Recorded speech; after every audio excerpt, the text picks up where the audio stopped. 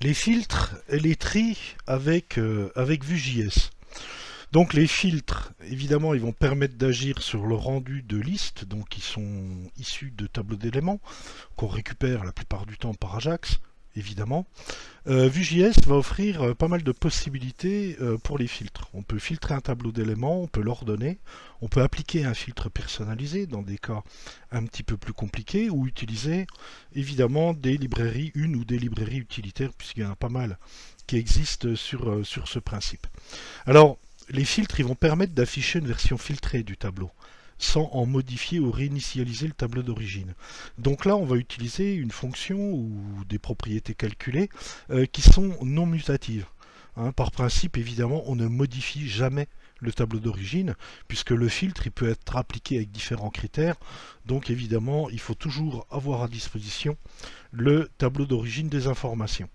Alors, un filtre, en un premier temps, hein, puisqu'on peut le faire de plein de façons différentes, il est créé par une fonction qui est définie évidemment dans la partie méthode hein, de notre objet Vue.js, comme on l'a fait précédemment, par exemple pour faire des requêtes Ajax.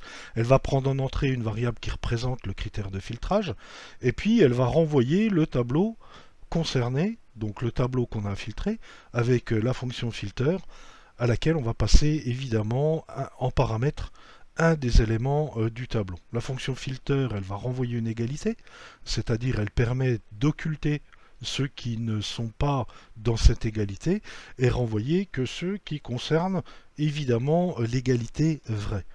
Alors ça permet de définir l'élément du tableau qui correspond aux critères de filtrage. Par exemple, je vais prendre évidemment la liste des Gaulois en faisant une requête Ajax. Je vais filtrer cette liste, par exemple, sur une spécialité spécifique. Alors, l'écriture, évidemment, il faut s'y habituer. Hein, comme je vous l'ai dit, ça s'inscrit dans la section méthode de l'objet Vue.js, et puis on va donner un nom à la fonction de filtrage. Par exemple, ici, je vais dire c'est ma fonction qui s'appelle by spécialité, puisque je vais vouloir filtrer par spécialité. Donc c'est une fonction évidemment. On va passer un paramètre, donc SPE, qui correspond à la spécialité sur laquelle je vais effectuer mon filtrage. Et puis on va avoir en fait deux returns, dont un qui est imbriqué dans une fonction filter. Donc ça c'est ma fonction générale que moi j'écris.